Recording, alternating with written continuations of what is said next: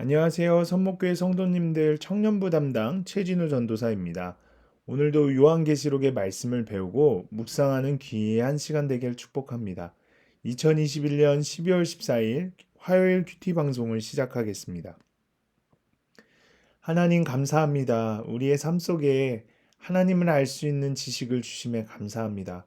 항상 겸손히 배우겠습니다. 우리 한 사람 한 사람을 진리로 깨우쳐 주시옵소서. 감사합니다. 예수님의 이름으로 기도합니다. 아멘. 네, 오늘 하나님께서 우리에게 주신 말씀은 요한계시록 18장 9절에서 24절까지의 말씀입니다.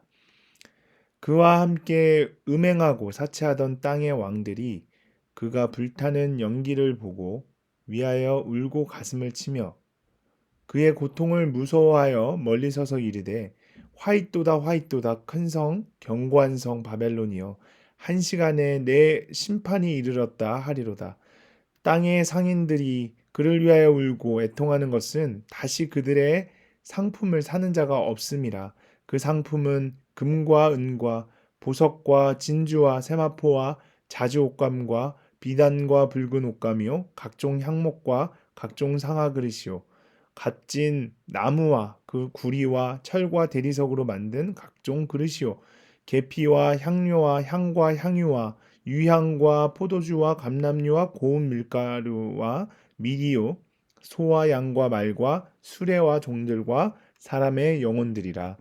바벨로나 내 영혼이 탐하던 과일이 내게서 떠났으며 맛있는 것들과 빛난 것들이 다 없어졌으니 사람들이 결코 이것들을 다시 보지 못하리로다. 바벨론으로 말미암아 치부한 이 상품의 상인들이 그의 고통을 무서워하여 멀리 서서 울고 애통하여 이르되 화이또다 화이또다 큰 성이여 세마포 옷과 자주 옷과 붉은 옷을 입고 금과 보석과 진주로 꾸민 것인데 그러한 부가 한 시간에 망하였도다. 모든 선장과 각처를 다니는 성객들과 선원들과 바다에서 일하는 자들이 멀리 서서 그가 불타는 연기를 보고 외쳐 이르되 이 큰 성과 같은 성이 어디 있느냐 하며 티끌을 자기 머리에 뿌리고 울며 애통하여 외쳐 이르되 화이또다 화이또다 이 큰 성이여 바다에서 배 부리는 모든 자들이 너의 보배로운 상품으로 치부하였더니 한 시간에 망하였도다.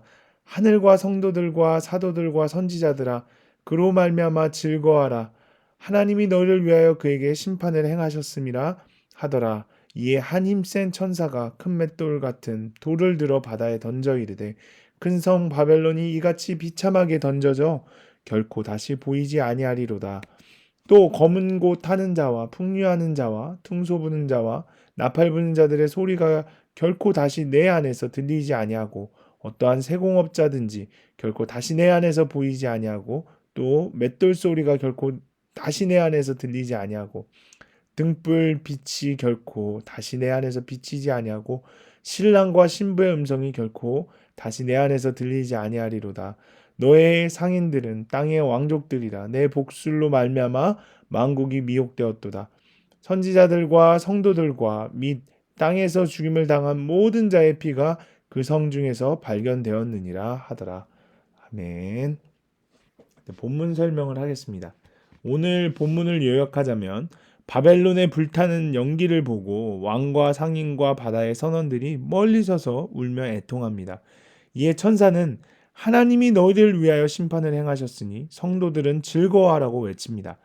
선지자들과 성도들과 및 땅에서 죽임을 당한 모든 자의 피가 발견되고 큰 성 바벨론이 비참하게 던져져 결코 다시 보이지 않게 됩니다. 네, 이제 좀 자세히 살펴보겠습니다. 12절에 그 상품은이라고 나옵니다. 이 세상이 천국의 보물들을 생각하지 않고 그 대신에 사모하고 구하고 매매하던 육체의 본의의 물품들이 열거됩니다. 이 사치품은 이 세상이 목표하고 찾는 것들입니다. 다시 말하면 이 사치품들은 이 세상의 영광을 자랑하는 물품들입니다.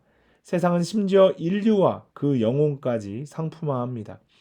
예수님은 한 사람의 영혼이 천하보다 귀하다고 하셨는데 이 세상은 사람의 영혼을 상품과 같이 취급합니다. 다음 13절에 종들과 사람의 영혼들이라는 표현이 나옵니다. 이 세상주의는 사람들의 인권을 빼앗고 그들을 종으로 취급합니다. 그리고 이 세상주의는 사람의 영혼을 상품으로 취급하여 무시하기 때문에 복음도 무시합니다. 쭉 내려오셔서 20절에 보시면 하늘과 성도들과 사도들과 선지자들아라고 이제 외치는데 이 표현은 이 세상과 원수된 하늘에 속한 참된 신자들을 총칭하여 부르는 말씀입니다. 그리고 20절에 또 그로 말미암아 즐거워하라는 표현이 나옵니다. 이들은 이 세상주의 앞에 핍박을 당하였습니다. 핍박받던 당시에는 그 핍박자들을 위하여 복을 빌고 화를 빌지 않았습니다. 그 이유는 그때는 아직 심판 때가 아니고 회개하기를 기다리는 시기이기 때문입니다. 그러나 요한계시록 18장이 가리키는 그 시기는 최후 심판의 시기입니다. 그러므로 하나님의 심판하시는 행위를 옳게 여기는 한 그들의 그 심판받는 바벨론을 인하여 슬퍼할 필요가 없습니다.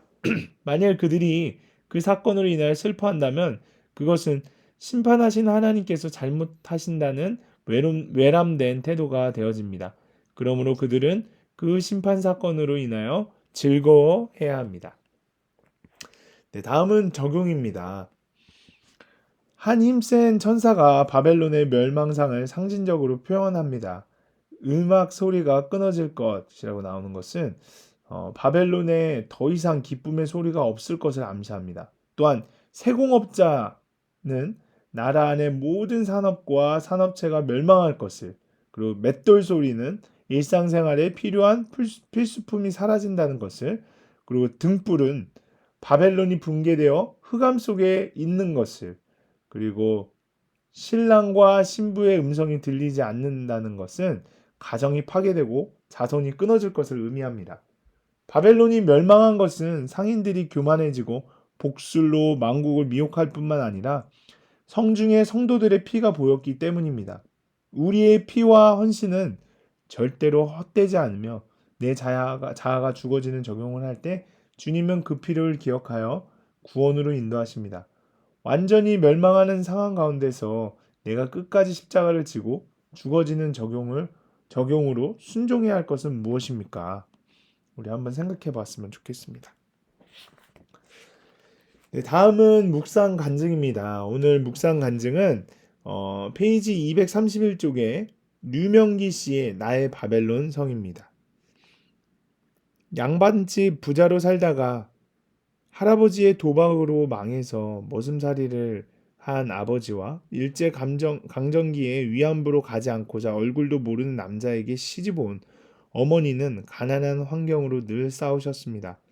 언제나 집안은 어머니의 폭언과 거친 분노로 하루도 조용한 날이 없었고 저는 그런 어머니가 무서워 교회를 가게 되었습니다. 고등학교를 마치고 서울로 올라와 첫 직장에서 저보다 10살이나 많은 지금의 남편을 만나 교제했습니다. 어머니는 남편이 가난하다는 이유로 결혼을 반대하셨습니다.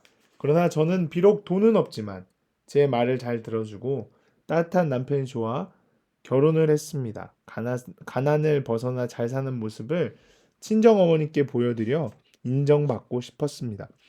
그러나 막상 결혼해보니 남편은 성실하지도 않고 친구들과 놀며 밖에서 지내는 시간이 많았습니다. 가정보다 친구들이 우선이고 아이들에게는 늘 부재중 아빠였습니다. 남편은 사업을 하겠다고 아끼며 모아둔 전 재산을 친구에게 투자했다가 사기를 당했고 저와 아이들은 시골 마구간에 기둥만 세워 만든 집으로 이사하게 되었습니다. 이후 저는 어쩌다 집에 들어온 남편과 싸우기 일쑤였습니다. 남편은 결혼할 때 저랑 웃으면서 밥을 같이 먹는 게 꿈이라고 했는데 저는 돈을 벌어 와야 밥을 주겠다고 하면서 남편을 외롭게 했습니다. 그런 저로 인해 남편은 방황하며 여러 여자와 외도를 하였습니다. 그러다가 남편의 마지막 불륜녀가 제게 이혼을 요구하여 이혼하려고 할 때 저는 언니의 인도로 믿음의 공동체에 속하게 되었습니다. 공동체에서 말씀을 듣고 묵상하면서 제가 그동안 하나님보다 돈과 집을 우상으로 섬기며 살아왔음을 깨닫게 되었습니다. 그리고 욕심 많은 나 때문에 하나님이 남편에게 전 재산이 한순간에 넘어가는 일을 겪게 하셨구나 깨닫게 되었습니다. 또한 남편을 무능하고 능력 없다고 무시하며 남편의 구원은 생각하지도 않고 돈만 벌어오라고 한 저의 죄를 회개하게 되었습니다. 이후 저는 남편에게 나와 살아줘서 고마워요라고 말했고 남편은 공동체에 와서 말씀을 들으며 변하기 시작하여 지금은 다정한 남편과 성실한 아빠로 살아가고 있습니다. 하나님은 오늘 말씀을 통해 제가 세우려는 바벨론 성이 무너지는 심판을 허락하신 게 성도인 저를 위해 주신 것이라고 하시면서 즐거워하라고 하십니다. 욕심으로 남편도 가정도 다 무너뜨리고 망할 뻔한 인생을 살려주시고 돈과 집이 아닌 믿음의 유산이 최고의 복임을 깨닫게 해주신 하나님께 감사와 찬양을 드립니다. 라고 하시면서 이렇게 적용하셨습니다. 남편의 도시락을 귀찮아하지 않고 정성스럽게 준비하겠습니다. 남편이 퇴근하고 집에 오면 수고했어요라고 다정하게 말하겠습니다. 네. 여러분들도 묵상 간증을 적어보시고 주위 분들과 나눠보셨으면 좋겠습니다. 네, 그러면 오늘 큐티 방송을 마치겠습니다. 하나님, 너희를 위해 큰 성 바벨론의 심판을 행하였으니 즐거워하라고 말씀해 주셔서 감사합니다. 그러나 구원 때문이 아니라 복수심 때문에 심판이 속히 오기를 바라는 저를 불쌍히 여겨주시고 용서해 주시옵소서. 이제는 멸망하는 상황 가운데서도 말씀에 순종하여 끝까지 저의 십자가를 지고 죽어지는 적용을 할 수 있게 도와주시옵소서. 감사합니다. 예수님의 이름으로 기도합니다. 아멘.